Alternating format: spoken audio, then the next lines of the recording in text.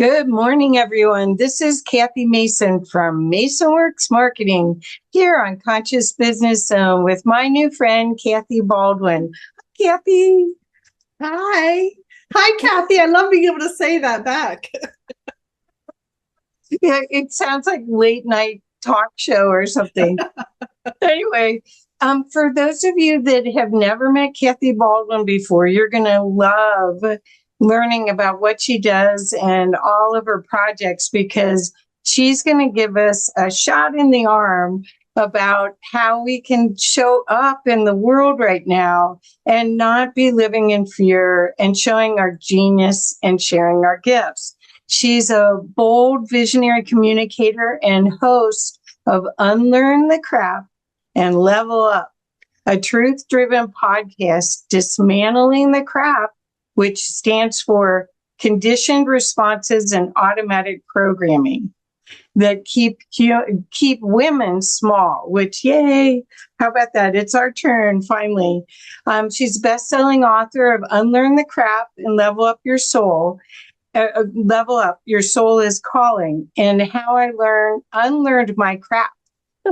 And a founder of both the Unlearn the Crap collaboration community and She Wins Women's Network, which we'll find out a lot about all of these opportunities. If you're interested, this could be the most fun you could have as you grow. So, but Kathy, so I would love to know what got you on this journey. How did you start being interested in supporting women specifically and getting out of their CRAP? Well, it started by the fact that I was born in 1965. So I am an OG Gen X, which I consider that sandwich generation, where I was raised with part of the good girl, the traditional values, but at the same time coming into women's empowerment. I was in my teens when women finally got the right to be able to have their own bank account and credit cards. I came through the world when Google and computers and all of this was happening. And there was such a clash of change that was happening between the old and the new. And it made me sick. It made me literally physically sick. But I say I was too strong for too long, that I kept pushing no matter what my body said, no matter what was happening.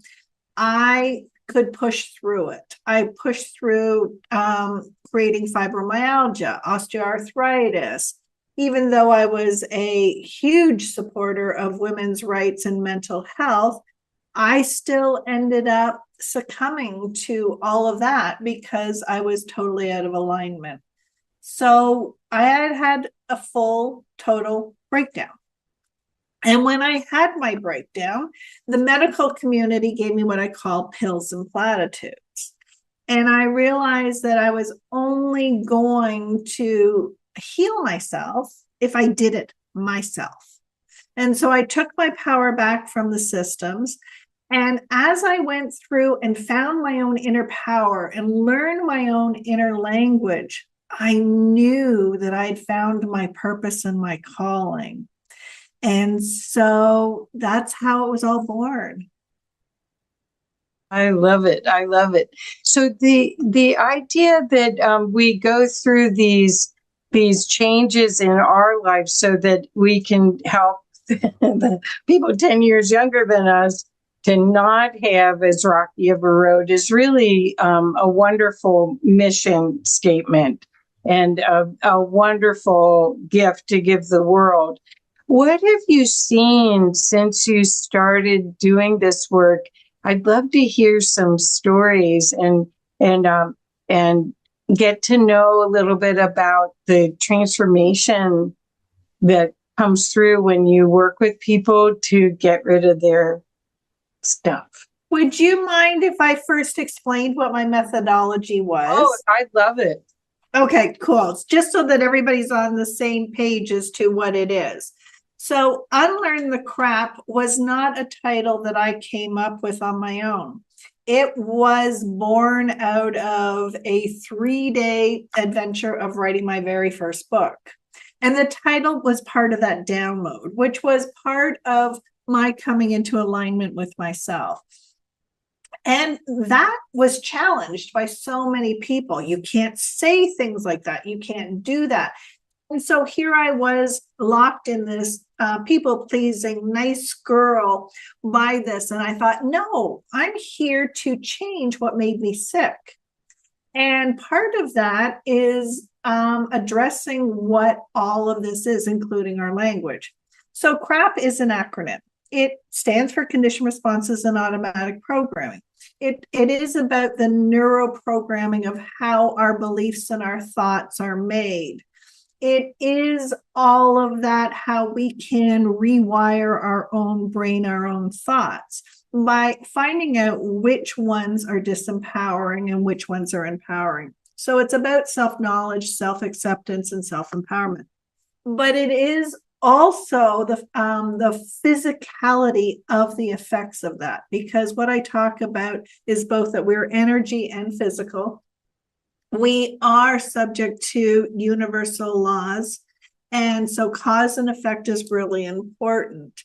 And that's where, when we do not use our systems to release the crap, through our drainage systems, through our digestive, through our lymphatic, we will create inflammation. We will create a microbiome in our gut that is off kilter, which will create disease. Scientists are now proving the direct correlation between our thoughts and our emotions, as well as our overall health. And all of that is a direct reflection of how our outer world shows up, because we are interconnected, interrelated beings living within an interconnected, interrelated system. We cannot silo any part of ourselves from anything. And so it's time for us to come back to wholeness and full personal alignment.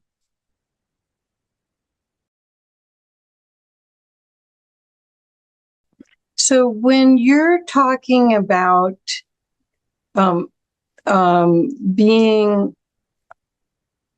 out of your programming, what is the process that you use to help people get out of their programs? Because I think that's what we're seeing right now. We're seeing so many people realizing that if they don't love themselves, they can't love anybody else.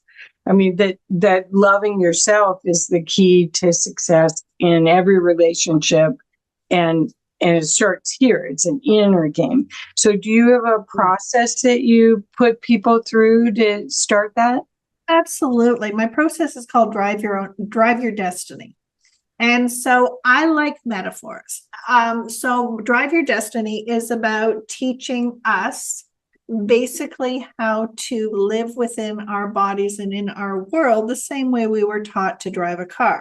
Oh, yeah. So we were never allowed to just get behind the wheel of a car and start driving around. That was totally against the law, because of the damage that we could possibly do to ourselves or the world around us.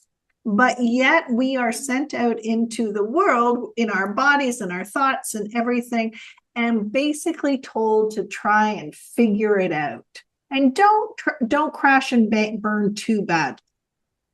So my methodology is about, we start with a learner's permit. You get the rules of the road before you ever get behind the car, so you know what the signs mean. Well, that is the empowerment of understanding how your intuition works. That's understanding the power of your thoughts and your feelings, but also the laws of the universe. For example, if we are not going by the right rules, that the way everything works, then we don't understand how our actions are directly creating our effects. And so then once we understand the basics, now we need to know how to operate the vehicle. That's our body. That's understanding the language of our body, so that when Our body is talking to us. We don't need the 2x4 to take us down in order to hear it. We can start to hear the whispers. We can start to hear what our soul is telling us, what our intuition, what our hearts, our dreams, our purpose, our passion. When we come into full alignment by really knowing who we are and fitting into that, now we can safely drive the vehicle, our body, our life. And the third part is navigation. So once you know the rules of the road and you know how to operate the vehicle, now where do you want to go and how do you want to get there? Understanding where you are right now, which is self-awareness, understanding the GPS system, how emotions and thoughts are not only energetic, but they transfer into chemicals within our body, in the hormones, all the rest of that. Now we're in full control. Cool. So the underlying limiting beliefs that people have are so persistent until you see them. Yes. I had dinner last night with someone who was talking about their relationship with their parents. And, you know, all of us picked these parents or picked these situations to grow before we embodied. But now it's like, oh boy, what was I thinking? We went to a wonderful presentation for IONS, which is the International Association for Near-Death Study, and Betty was talking about her pre-birth assignment. She said it was like going to a grocery store and filling up, like each shelf had all the experiences you could have in a lifetime. And she said she filled up her cart. I love that analogy. She got to the end. She was such a good speaker. When she got to the end, they said, you sure? You sure you want all of these? Because I think it was overflowing. And oh, sure, you know, because it looks easy from up there. But we picked these experiences to go through this maze of self-discovery and getting back to the core of our genius. But we don't, as you said, people pleasing and these limiting beliefs that because your culture may have had them, your family, your culture, your country, you know, the planet. How do you deal with dismantling them? Well, it starts with figuring out where the biggest effects are happening within your life. Because we are only really motivated to solve something when there's a big enough pain. And so when we can start to see, oh, I have the power to resolve this. You were talking about this speaker with the experiences. One of the things that I absolutely love is with the universal law of polarity. And I believe that our zone of genius is found on the direct polar opposite of our challenges, of our pains. And all the things that we could be disempowered and say, victim mentality, why is this happening to me? What is going on? Well, it's information. And it's a honing of really showcasing who we are and where our zone of genius is. So if we have these basket of experiences, but they're difficult, and they're coming to light right now. They truly are. All of the darkness, all of the crap we've been suppressing individually and culturally and societally, it is coming to the surface. But if we turn around to the exact 180 degrees, there's our zone of genius. There's our purpose. There's our dreams. That's where we belong. Perfect. But how do you give people permission to be that? Because I don't. At some point, well, do you know what I'm saying? They discover that, okay, let's say I had a divorce and I was a single mom, and where that was a difficulty, but then after I'm done with it, I could help somebody else that may be in that. I might have created an exceptional way of dealing with being a single parent, and then I can share that as part of my gift. But I find that people are afraid to share that. I mean, there's something about the courage, the button or dial that needs to be turned on. And I'm wondering, do you have a way that you help turn that on? My belief is that once we know something, we can't unknow it. And once we know a truth, it's really hard to hold on to the crap.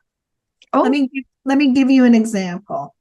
My mother was my hero growing up. I absolutely loved and adored her. And if anytime someone said, "What do you want to be when you grow up?" it was her. But she had this joke. And the joke was, "I'm so perfect that I don't even have bodily functions."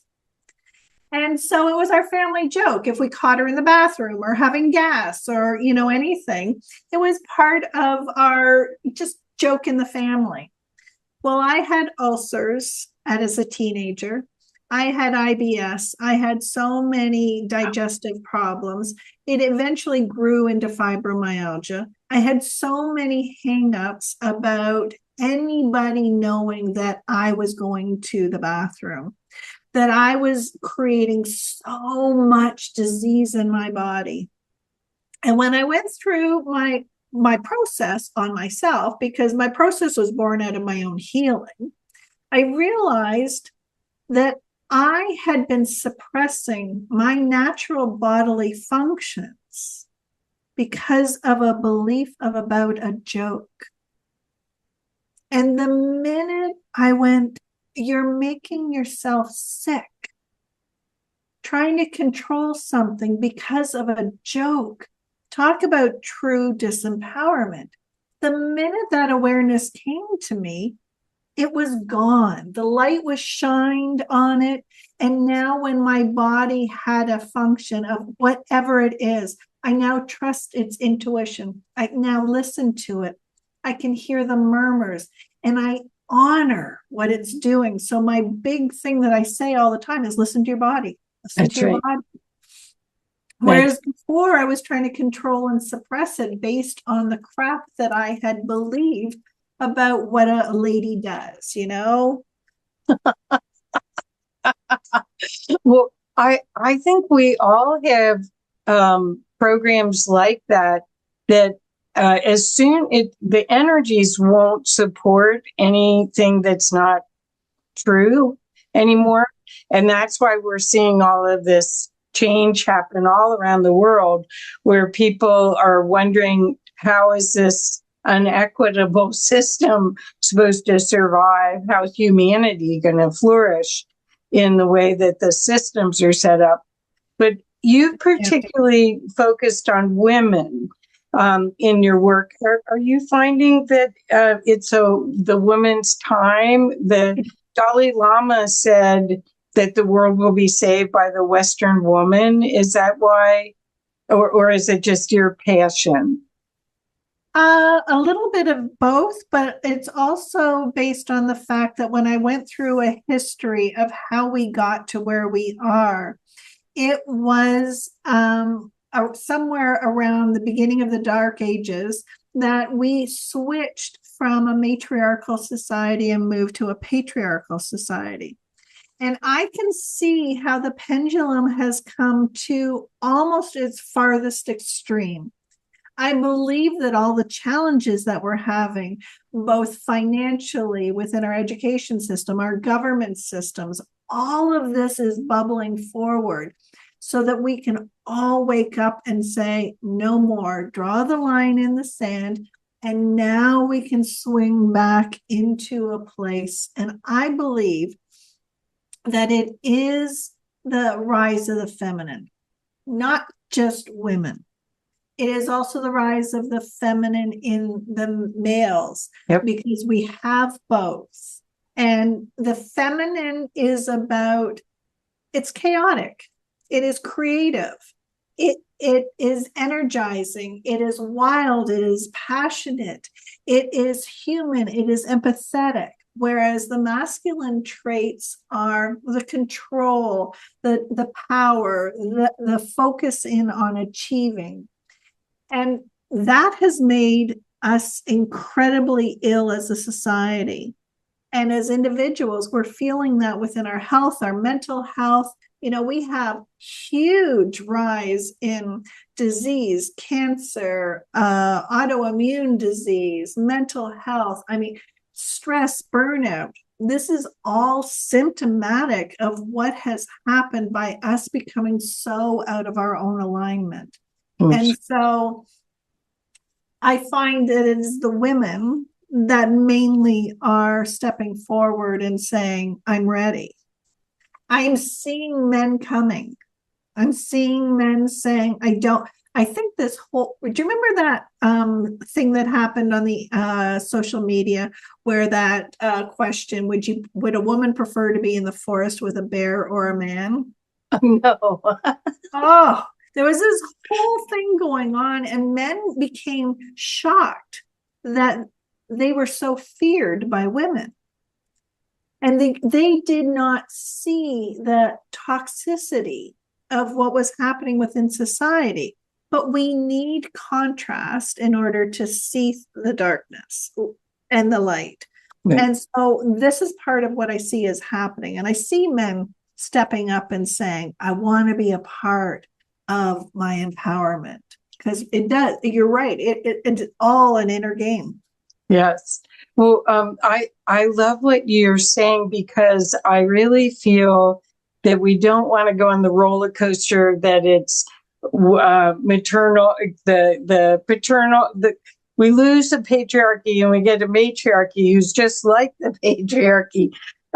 So we got to get somewhere in this teeter-totter in the middle. And I have to say, I've owned my own business most of my adult life, and I had to take on a lot of male attributes in order to be successful.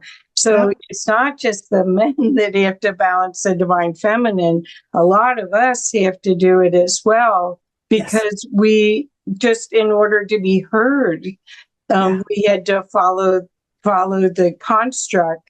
Again, you remember people talking about man speak and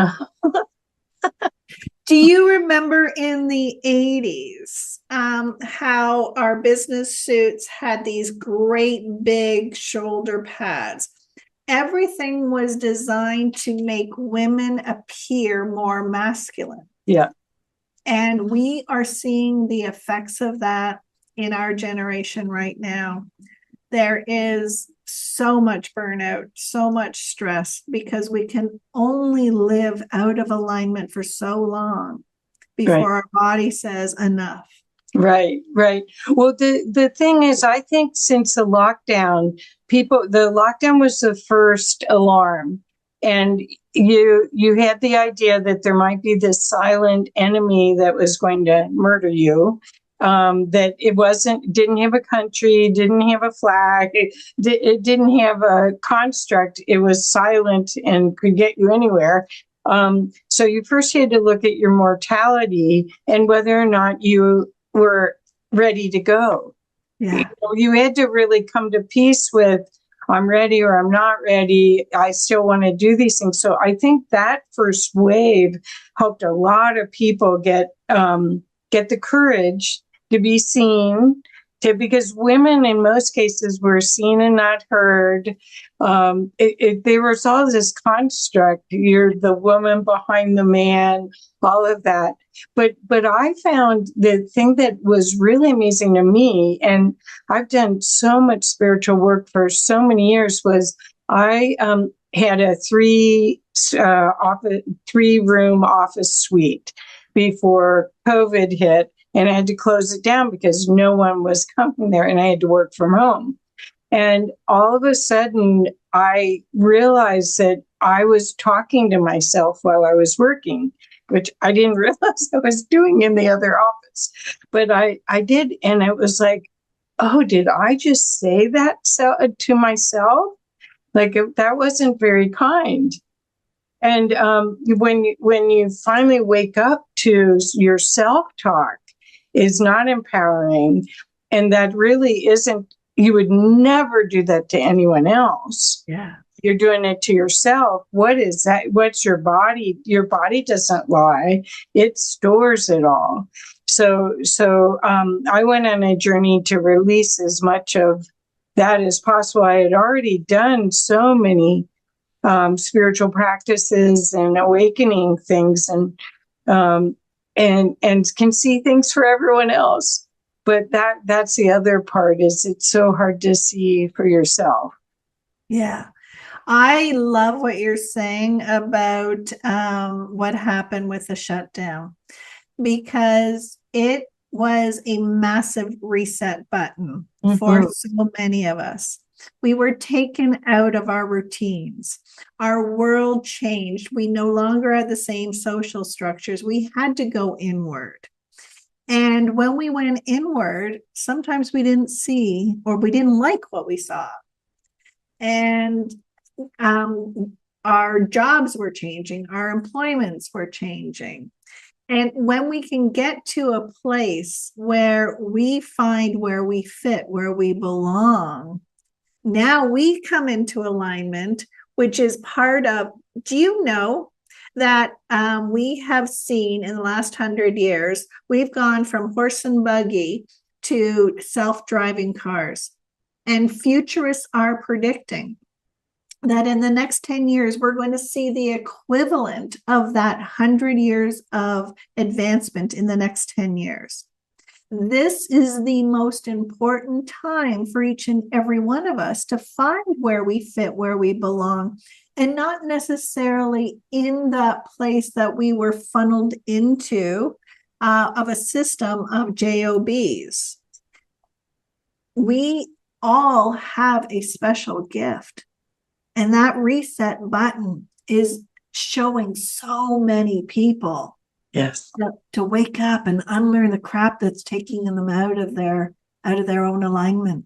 I love this. Thank you so much. I love this. And I really think there's a opportunity for everyone, no matter what stage they are on their personal growth journey, to benefit from what you're talking about, from the idea of creating community. I'll show your website in a few minutes, showing how you've created community with this and your coaching programs and all the transformational work you do. And then we can talk about your books if you want to.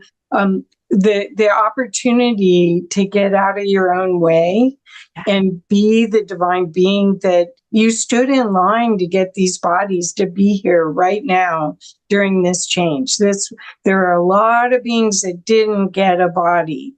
So we're not a victim, we're a co-creator. Yes. And once we take our role more seriously, of like, hey, let's see what's fun and see what the joy factor is rather than the burden factor.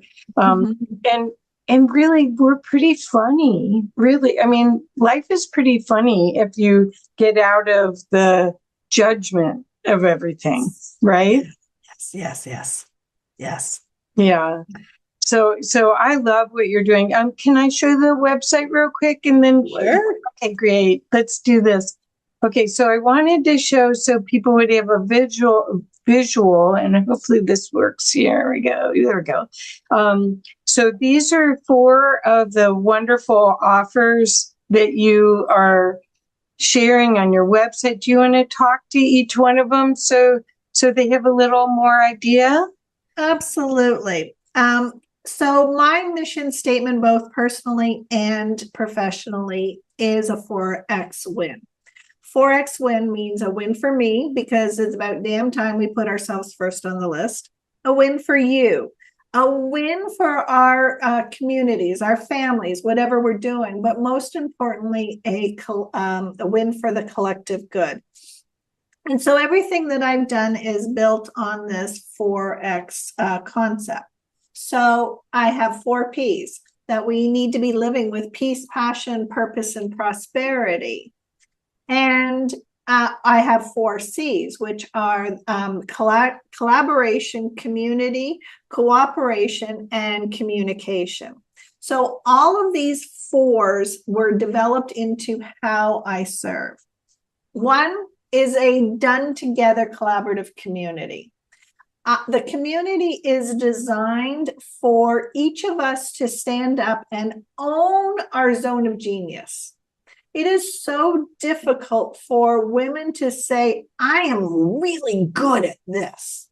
We're really good at putting ourselves down. But instead of putting your hand up and saying, I'm really, really good at this, and I need help here, so that somebody else's zone of genius can stand up and say, oh, I can help you with your challenge. And now we are creating a web of collaboration. And so that's what that is about. I also have a DIY program, because some people want done with you, some want to do it themselves. I know my healing journey began with a do it myself. So a 33-day challenge where I have videos and emails, and we have that sense of guiding about the drive your destiny. But if you're ready for speed, that requires somebody to be there with you. You can only go so far under the current information you have. You can get there, but we are in a time of exponential fast changes. So if we want to capitalize on that, then we need help. And so I have a group coaching program as well as a VIP one-on-one.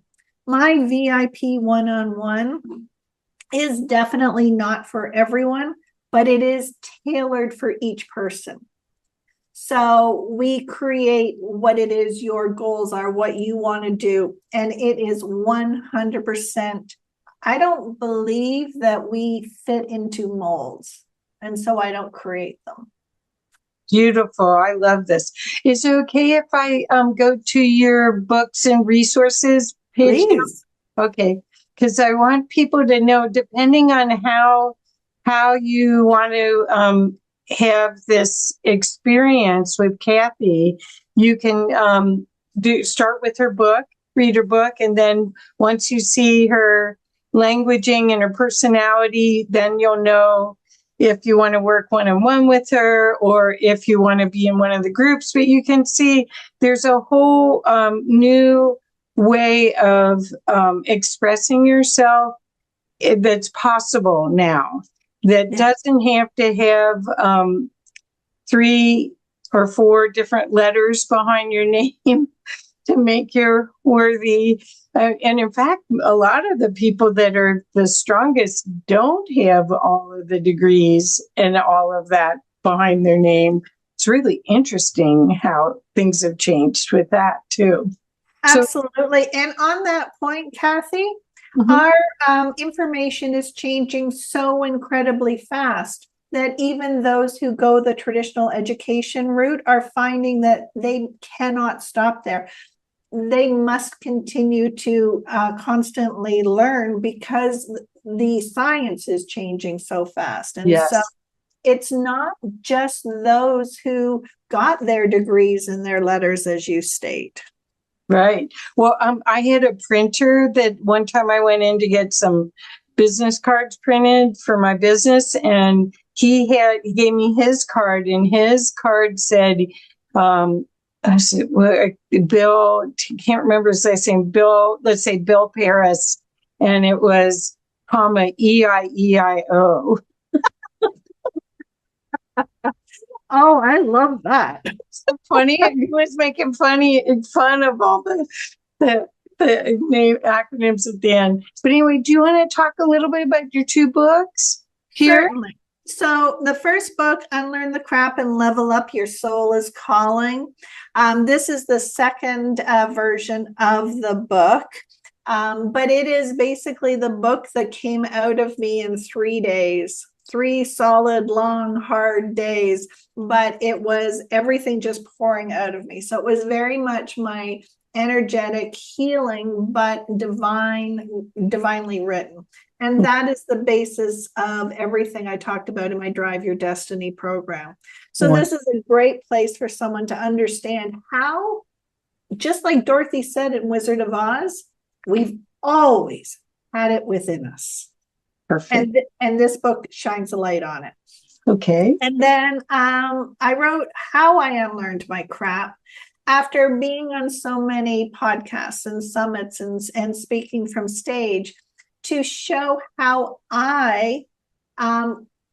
those story like my mother, how it all came about, how one thing led to another, and being able to hopefully spark the insight into someone else to say, oh, something like that happened to me. And that's where I came up with this thought.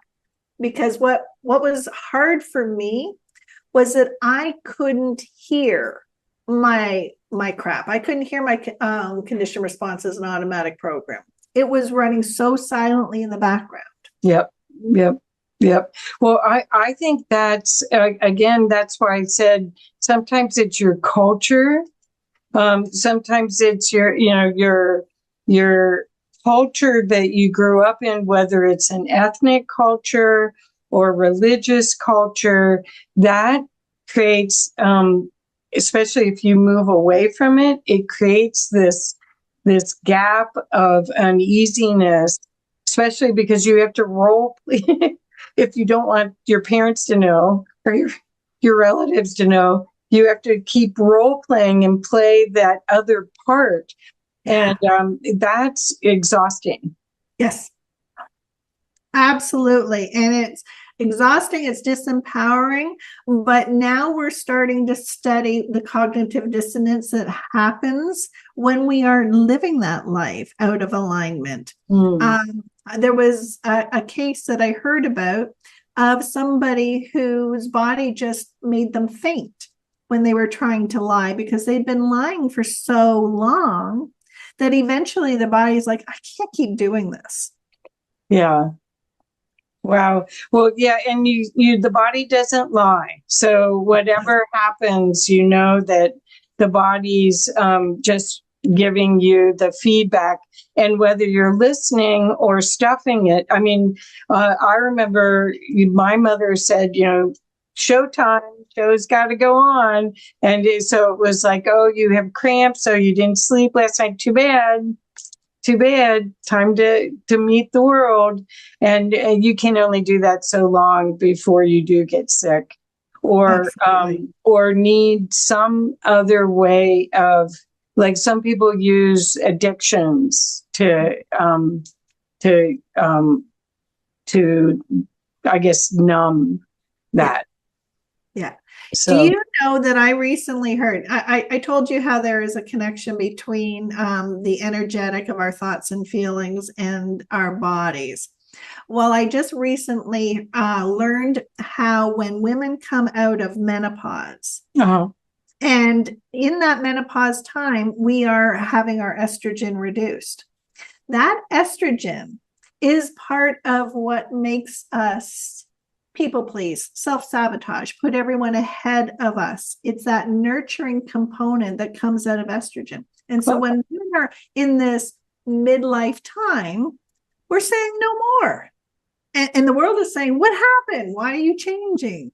And we're hearing about these women who are standing in their empowerment because the chemicals are changing within their body. And now they're able to hear and see and feel their authenticity. Yeah. Oh, that's fabulous. Well, I do think the journey is from the head to the heart, and the old way of living was all head oriented. And now the energies, the CMEs that are hitting everyone, I truly believe part of our evolution as a species is that we're waking up and going to be more heart-based, and that the field that contains all the information may be back a few seconds. Like, oh, I got to go to the Rolodex and pull it out. Like I just said, I couldn't remember Bill's last name. It'll come, but it's there somewhere. Do you know science is proving that you are dead on correct? They're now finding that our hearts are not only mechanical pumps, but they are receivers and transmitters. Yeah, they're stronger. So the information that's coming into our heart from our environment is giving more information to our brain than the other way around. We always thought the brain was the controlling center. It's not. No. Yeah. And I've known that for a long time. I'm highly sensitive and psychic. And so what happens, I believe this evolutionary jump that we're about to have, or we are in the midst of, is that everyone's going to become empathic. And once they are, then they're going to be relying on this sense rather than just this. I don't know how the scientists will all deal with this, but it'll be interesting to see, because Newtonian science was cause and effect and only that. And now we're getting to quantum, where we're multidimensional beings and we have access to so much more of the original blueprint that we are, and being able to use it here. And that's going to turn the ship. That, at least that's my way of looking at it. Well, you just talked about the first chapter of Unlearn the Crap and Level Up book. I talk exactly about Newtonian physics and how that came into our societies and created us into silos. And all of Newton's physics was concentrated on the physical, not the energetic. Right. So our love, our creativity, our energy, our thoughts, none of these things had any value in Newtonian physics.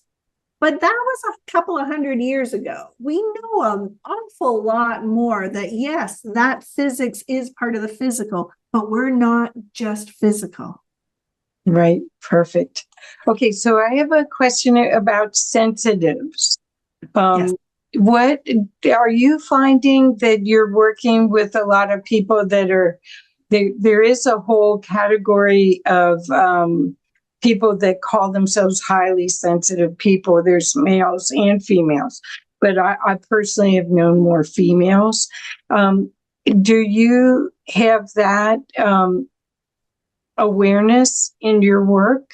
Have you come across a lot of that? I'm really the first step for a lot of people. The people that you're talking about have unlearned a lot of their own crap already. Okay. And that's where part of my collaborative community comes, is sometimes all I need to do is remove one boulder in the way. And then that intuitive, that genius comes out, and then I can introduce them into the next stage of evolution. Because within the community, we have amazing people who I've got teachers as well as teacher of the teachers, all within there. And so, yes, my zone of genius is the shock factor of waking up and unlearning the crap that's in the way so that we can level up. So do you want to talk a little bit about She Wins as the idea of your community, so people understand a little bit about that? Absolutely. She Wins is a collaborative. It is born out of my publishing company called She Rises.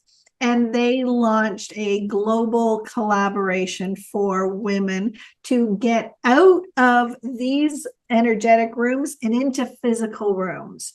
where we can be supported, because the stats were showing that more than 60% of women in business were closing their doors within the first 2 years because they didn't have all the information they needed. They didn't have the support. They didn't have the knowledge. They didn't have the connections or any of that. And so I am one of the managing partners.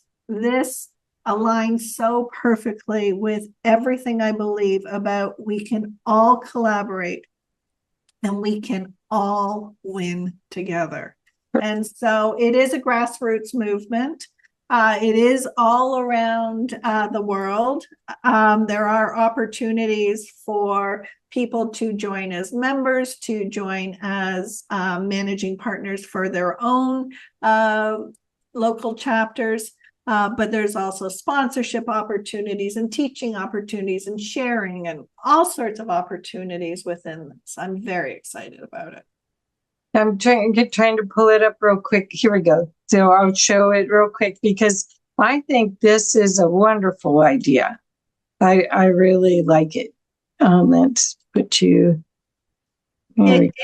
It's about no more mean girls. No more not being there for each other. You picked up a local chapter. Oh, okay. Well, this is what I was looking at. Here, let me go back to I was looking at here we go. Yeah. So the woman in the middle is the founder, and her daughter is to her, for me, it's the right. The redhead is the chief operating officer. But Hannah and Adriana are the driving force of bringing women together, bringing our voices out, becoming strong, healthy, interconnected women within the business community. Well, I was in Zonta International in my late 20s or late 30s. I was one of the youngest people to join. And Zonta was, and it's still in existence, but back then it was before Rotary let women in. And Amelia Earhart was a Zonchan, the Queen of Sweden was a Zonchan, Sally Ride was a Zonchan, Margaret Thatcher was a Zonchan. And what it was set up to do was to get women that are very, very actively doing their business, but also wanted to give back and knew that if they did it in group, they could each take a little piece. Right? They still wanted to do something, but couldn't take on the whole. And Zonta is a NGO. It's a non-governmental organization at the UN. So they had an international section as well. And I was past president of that. And I haven't had anything like that in my life for so many years. And I looked at this and went, wow, this looks great. It looks like it would be, getting people back in the room that would be a different kind of way to celebrate, to shine, right? Yes, absolutely. Part of the crap we were taught was that we had to know it all, do it all, and do it by ourselves.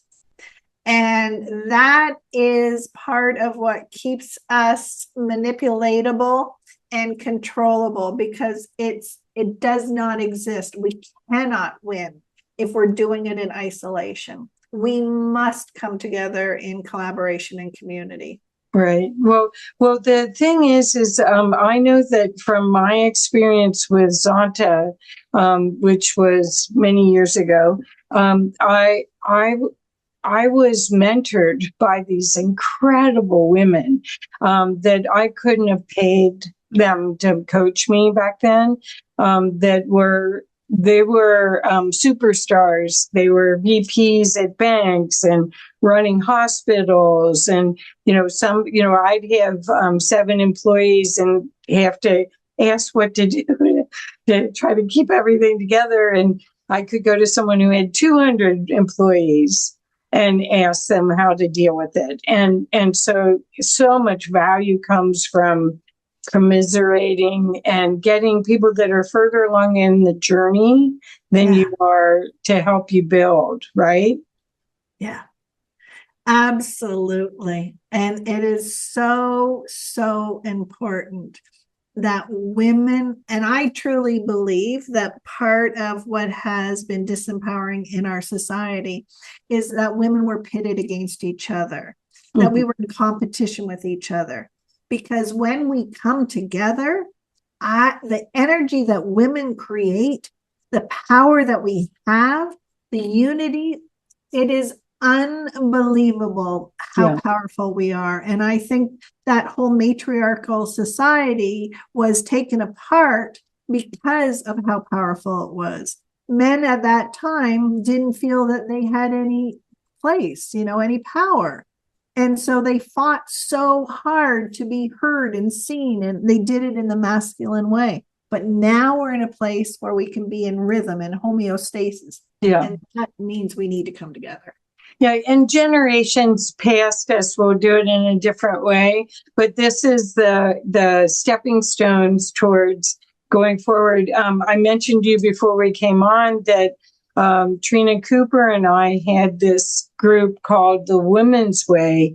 We were instructed, a download came to a Cherokee elder grandmother and told us that we were supposed to do this women's group. And I don't know, it was everything's pre-COVID, after COVID.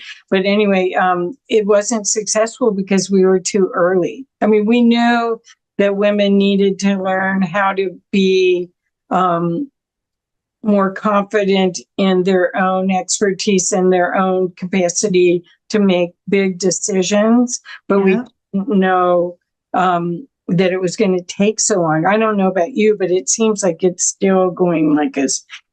Everything around us is going fast, but that part seems the cultural change in our society seems like it's not going fast enough for me.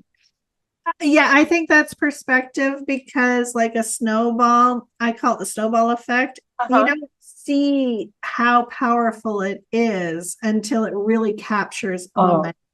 But the power is in the beginning. The power is in the movement. And so, Kathy, I think you would make an amazing chapter partner. Well, and so would so much of your writing. Friend, see if she wants to do it with me. But anyway, the other thing I wanted to ask you about, which you may think this is way off subject, but it isn't for me, is AI. Because there's a lot. I'm not certified on all these programs, but I've been studying and take classes every week for AI, and I took one yesterday, and I'll take one on Thursday night tonight again. So what I'm seeing is some people are using AI to coach them. And do you have any experience with that? Because it seems like it's not the right direction. It's one thing to have an assistant help you with time management, but for the big questions and the big processing, I just don't understand how someone would use AI instead of a human. Could you talk to that? Absolutely. It's almost like we scripted this entire conversation, which we did not. No. I am so thrilled you brought this up. One, because I believe that in this time of transition, that AI and robotics and automation are taking over the manual repetitive tasks that most of our JOBs were designed for. And so where does that leave humans? That leaves us in the place where our humanness is being called forward. Our innovation, our creativity, our empathy, our imagination, our love, all of these things are being called forward, and the world needs it more than ever. So I am actually in the process of putting together a book and an app that marries Unlearn the Crap philosophies and learning with AI. And Okay. so that will be out by the end of this year. Oh, I'm merging the two of them together, and I am so excited. So that will give people a way to use the technology to become better, empowered, healthier, self-actualized people. perfect, perfect. I love the opportunity and the excitement of all the behind the scenes. I remember when the internet started. I remember the first website I created in '95. Yeah. So, so this whole thing is this roller coaster of opportunity to be, to basically reduce the boring, tasks that you have, and also the time waste that if you handed it off to a VA, the time that you have to wait to get it back is a waste of time. Whereas now, you can do so much just by having all these different tasks automated, as long as you don't lose the personal touch. And I've been calling, and I don't know where I got this. This was in a download too. I was calling this time the Renaissance, that we're coming out of the Dark Ages and now we're coming into a Renaissance. And in the Renaissance, the wealthy, the patrons, created ways for art and science and mostly art, music, and entertainment to be prolific, and they actually supported it at every level. And they had the chance, the freedom to not be toiling the whole time to do that. And that's what AI will do for us. Oh, yeah. Absolutely, which is why my mission is that if we can all unlearn our crap and level up, when we are living in that personal alignment of our own passion and our own purpose, we have no place for hatred. We have no place for wars, because there's nothing to fight over. There's no fear. There's no greed, because we all are in this collaborative community. And I'm even seeing it in Hollywood. Our entertainment, the way you just said, is changing. Hollywood no longer wants the celebrity. The celebrity is falling. And now it is the rise of the individual. The rise of the individual is coming. Love it. That's right here to read next. So yeah, I believe that too, that when you wake up and you're excited about what you're doing, because it's play, it's not work. There's a whole different energy level. And when you're creating from that joy, it's got to succeed. What we're getting out of is the people that hated to go to their job, that they lived for the weekend. As much of that, we're hoping that that's the past, and we're creating this new, co-creative, very creative. Yes, it's happening. Yeah. It's happening. And that's what you doing podcasts like this, and me out here, and all of us bringing our voices to it, is saying, yes, it's happening. Join us. Right. Join us. Get out of that crap mentality of live for the weekend and just, make it until you die. No, we were born to live. We were born for a reason and a purpose, and every single one of us matters. Exactly. And to find the joy that you had when you were a little kid and all your needs were met and nobody was watching, to find that again as an adult and then to experiment it with it, it doesn't make you afraid to make mistakes. It's like, oh, that's not as good as this. So it changes your whole perspective. Because honestly, you guys, nobody remembers the fails. They only remember the successes that you have.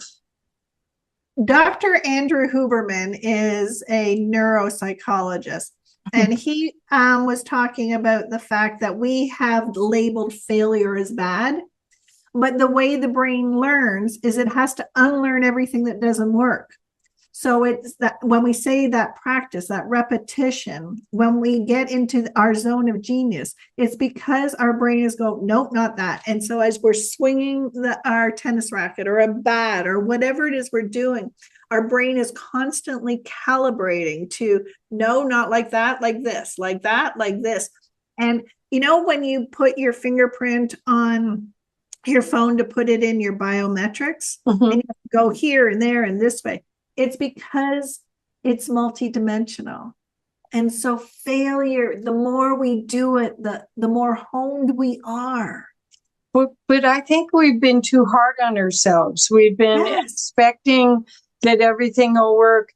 Or the other thing that I find that I'm still working on is getting back, putting my stuff as a priority. Like I'll have a second of time and I'll start a project, and then I don't necessarily get back to it for weeks because I'm doing everyone else's work.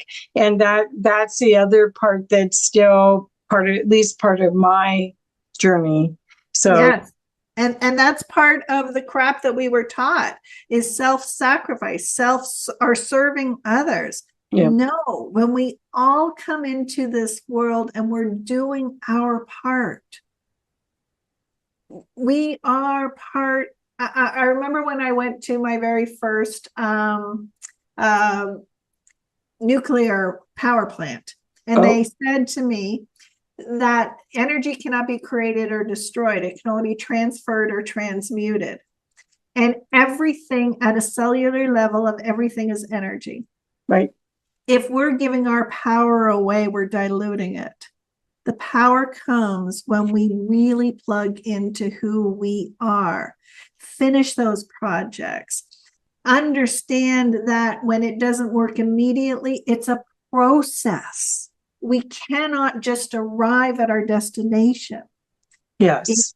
And so when we reframe it, when we understand that it is our thoughts and our perspective that is disempowering, that we believe this crap that if it doesn't happen immediately, it wasn't meant to be, and oh, well, I give up. No, we have to stay. We have to stay. That's another one of the laws of the universe is gestation. There's a period of time for everything. Perfect. Well, thank you so much. We're at the end of the show right now, so I want to make sure that everyone knows how to find you. So would you share your website and everything? And you guys, you'll want to read the books. You'll want to go and find out and follow what Kathy's doing, because you're going to see her insights will help you so much. This is like the insights you get from Mel Robbins and some Brene Brown. They really have some amazing treasures that are going to help everyone so much on this journey to be the powerful being that you are. Oh, thank you for that. Oh my God, you brought tears to my eyes. Oh, I can be found at kathybaldwin.me. If you do /meet with Kathy and hyphens between each of them, there's where all my calendars are. So if you want to be a podcast guest, that's where you apply. If you want to come and talk to me and find out how I can support you, know about my programs, anything that's going on can be found right there. Yay. Well, thank you so much, Kathy. I hope a bunch of people will watch this and be inspired and follow you and see how your perspective can uplift them and help them as we go through all these changes. I know it will. Thank you. Oh, Kathy, thank you so much for inviting me here. I am so appreciative of what you are doing, and I've enjoyed every second. Oh, me too. Thank you.